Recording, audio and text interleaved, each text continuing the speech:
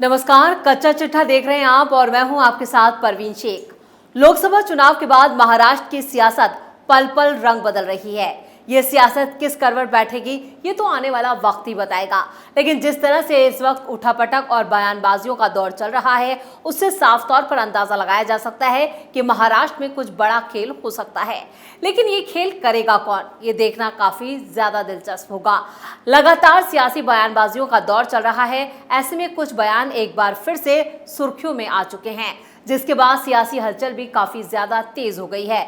तो क्या कुछ है पूरा मामला, सब कुछ आपको बताते हैं। महाराष्ट्र की सियासत पे जमकर बवाल, नए नए बयानों से बड़ी पार्टियों की टेंशन। क्या महाराष्ट्र में होने वाला है बड़ा खेला? महाराष्ट्र में एनसीपी के दोनों गुट आमने सामने। महाराष्ट्र की सियासत में इस वक्त बड़ा उलटफेर हो रहा है। अब शिखर बैंक घोटाले में महाराष्ट्र के उप मुख्यमंत्री अजित पवार को जांच एजेंसियों की तरफ से क्लीन चिट मिलने के बाद विवाद गहरा गया है। वरिष्ठ सामाजिक कार्यकर्ता अन्ना हजारे ने इसे गलत ठहराया और इसके खिलाफ कोर्ट जाने की बात कही है। अन्ना हजारे की इस घोषणा को राष्ट्रवादी कांग्रेस पार्टी शरद गुट ने बीजेपी की साजिश करार दिया है।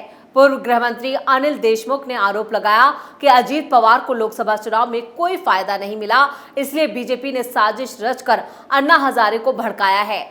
पत्रकारों से बात करते हुए अनिल देशमुख ने कहा, अन्ना हजारे 5 साल तक कहीं नजर नहीं आए। उनका आंदोलन भूख हड़ताल में लिपटा हुआ था। महागठबंधन के कई मंत्रियों पर आरोप लगे, लेकिन उस समय हजारे नहीं जागे। लोकसभा चुनाव की सारी प्रक्रिया पूरी होते ही उनकी अचानक से नींद खुल गई है। अजित पवार गुट से महागठबंधन पर कोई खास फर्क नहीं पड़ा। बीजेपी का एजेंडा अन्ना हजारे के जरिए उन्हें बदनाम करने का है, क्योंकि उनकी उपयोगिता खत्म हो गई है। इसके लिए अन्ना हजारे को उनके पीछे रखा गया होगा। अनिल देशमुख ने कहा है, जब तक फायदा होता है बीजेपी को सब ठीक लगता है। काम पूरा होने के बाद उसे राजनीति से हटाने की कोशिश की जाती है। ओबीसी नेता छगन भुजबल लोकसभा चुनाव लड़ना चाहते थे, उन्हें केंद्रीय स्तर पर लामबंद किया गया, उन्हें मौका नहीं दिया गया। जब राज्यसभा की संभावनाओं की भविष्यवाणी की गई तो उन्हें पार्टी ने हटा दिया, इसलिए वो परेशान हैं। उनका सवाल है कि उन्हें किस पार्टी में रहना चाहिए। लोकसभा की तरह विधानसभा चुनाव भी महाविकास आघाड़ी मिलकर लड़ेगा, इसमें सफल भी होंगे। दरअसल 10 साल पहले अन्ना हजारे ने रामलीला मैदान में भूख हड़ताल की थी। वो अब तक आराम कर रहे थे।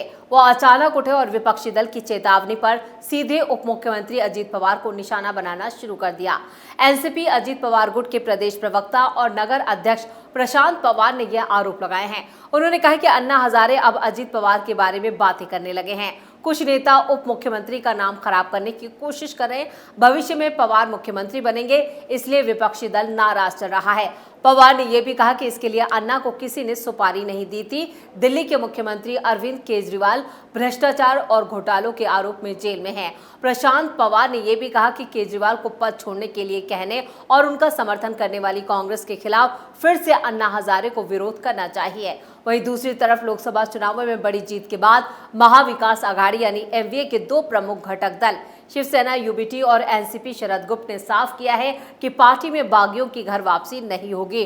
दोनों नेताओं ने महाविकास आघाड़ी की पहली प्रेस कॉन्फ्रेंस में अपना स्टैंड साफ कर दिया। उद्धव ठाकरे और शरद पवार का यह बयान ऐसे वक्त पर आया है जब महाराष्ट्र में सत्ता पर काबिज महायुति से काफी विधायकों के एमवीए की तरफ जाने की लगातार अटकलें लग रही हैं। लोकसभा चुनावों के बाद एमवीए की पहली संयुक्त प्रेस कॉन्फ्रेंस में नेताओं ने साफ किया कि वो आगामी विधानसभा चुनावों को मिलकर लड़ेंगे।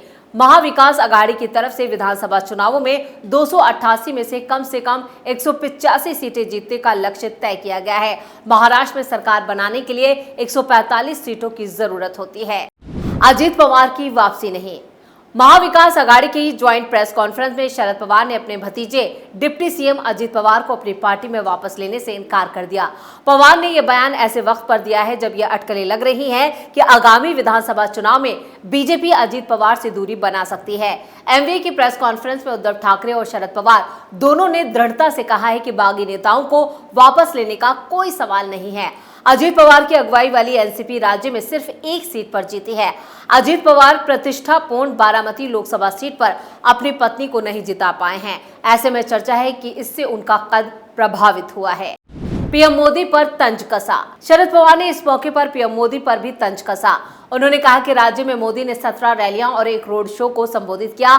जहां भी उन्होंने प्रचार किया, ज्यादातर स्थानों पर एमवीए उम्मीदवार लोकसभा चुनाव में जीते हैं। शरद पवार ने पहले कहा था कि आगामी विधानसभा चुनावों का जीतना जरूरी है। महाविकास अघाड़ी में शामिल कांग्रेस की तरफ से पूर्व सीएम पृथ्वीराज चौहान और बालासाहब थोराट मौजूद रहे। लोकसभा चुनाव में महाविकास अघाड़ी को 30 सीटें मिली है, जबकि महायुति 17 सीटों पर सिमट गई। इसके अलावा महाराष्ट्र बीजेपी अध्यक्ष चंद्रशेखर बावनकुले ने लोकसभा चुनावों में शिवसेना यूबीटी की जीत को लेकर बड़ा दावा किया।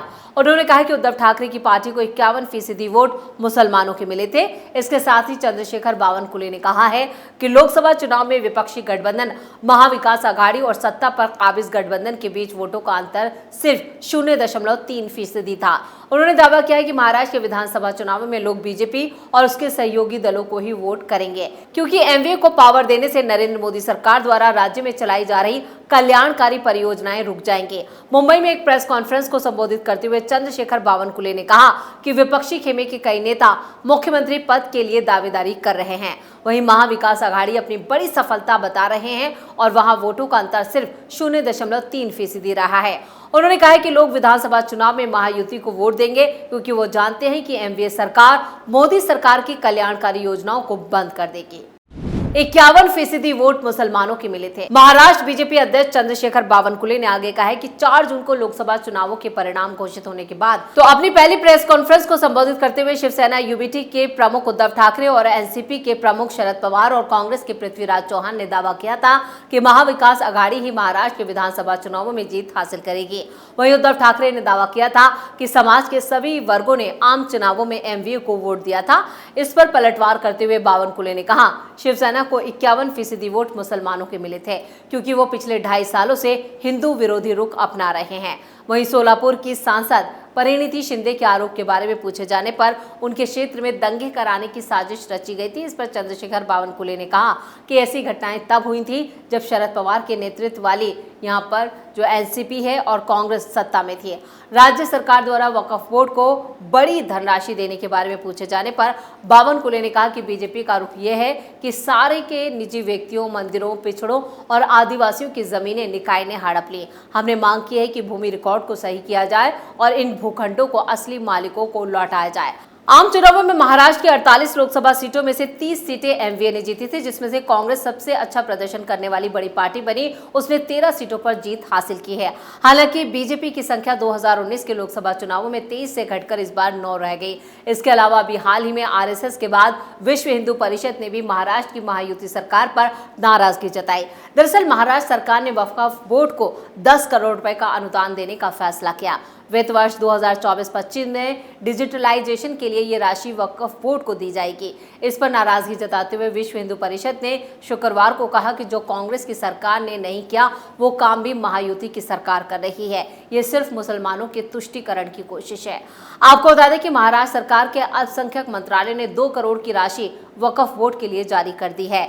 वहीं कहा गया है कि बाकी की राशि जल्द दे दी जाएगी। और इस कदम का विरोध करते हुए वीएचपी के कोकण रीजन के सेक्रेटरी मोहन सालेकर ने कहा, आखिर महाराष्ट्र की सरकार मुसलमानों के आगे घुटने क्यों टेक रही है? तुष्टीकरण की राजनीति क्यों की जा रही है? इस तरह का तुष्टीकरण बर्दाश्त से बाहर है। वीएचपी के इस विरोध के बाद राज्य में बीजेपी के चीफ चंद्रशेखर बावनकुले ने कहा, राज्य सरकार की तरफ से आवंटित किया गया फंड वक्फ बोर्ड के डिजिटलाइजेशन के लिए है। वक्फ बोर्ड में कमियों को सुधारने के लिए प्रक्रिया जरूरी थी। इससे पता चलेगा कि कहां गलत तरीके से हिंदुओं और आदिवासियों की जमीनों पर कब्जा कर लिया गया है।